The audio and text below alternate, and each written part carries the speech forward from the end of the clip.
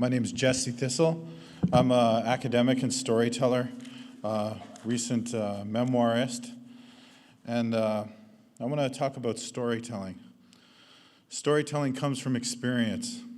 I'm not sure where my ability to tell stories comes from. I know storytelling runs deep within Indigenous cultures, so when people ask me, I'd like to say that my faculty to craft narratives comes from my mystical DNA as a Métis person. But that would be both racist and eugenic. Indigenous people are not good storytellers because of their biology or blood memory.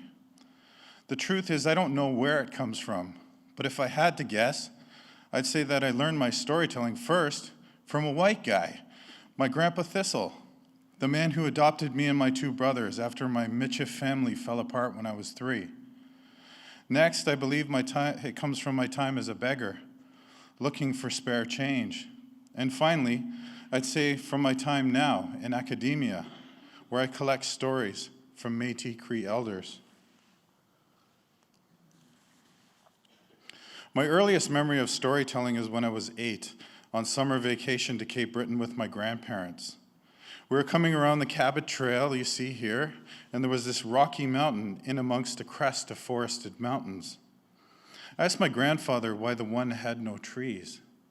"Jesse," he said in his thick Cape Bretoner accent, "back when I was little, I lived on the top of that mountain with me mudder. One day I was at the bottom, near the sea, and she called me up for supper. Fearing me brothers and sisters would eat all the food, I ran as fast as I could up the mountainside, ran right out of me shoes, and on the way I tore out all the trees with me feet. It's been bald ever since, bye." I love that story.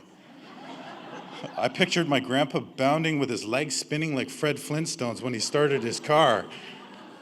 My whole childhood is filled with incredible stories like that. He once said he coached the Maple Leafs in the early 1960s, and that's where he got my old cheese cutter skates from. He said that so I'd wear them and not feel ashamed at the rink with the other kids in their brand new skates. He once also said that him and my dog Yorkie could talk in a secret language. He did that so I wouldn't be afraid of the dog when I first came from out west. There was something in the way that he told his stories that stuck with me. The more fantastic, the better, but always with a purpose. Years later, in my early 30s, I was mixed up in drugs and booze and was homeless. My addictions were quite severe, and in between stealing and jail time, I came to realize that panhandling was relatively profitable, but it's a hard way to make a living. People have no time. You have a split second to catch their attention and to keep them interested. I started with the common stories that everyone hears. I'm hungry, need food, please give.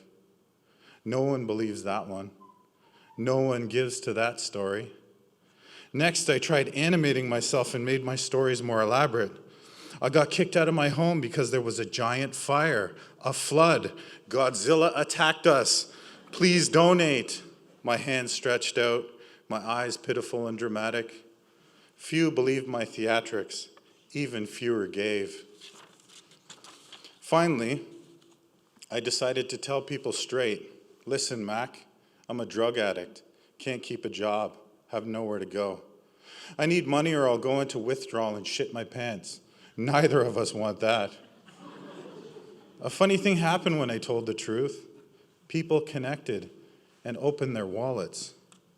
Some even took the time to tell me their stories, bought me food, and once a guy offered to buy me new shoes. It didn't work every time, mind you, but I learned something critical about stories then. You got to be quick and brave and tell the truth. People respect that. A few years later, after I'd gone through rehab, I found myself in university, a researcher of Indigenous history. Part of my job was to collect oral history from Métis and Cree elders in Saskatchewan. The elders told me all kinds of interesting things about our shared history.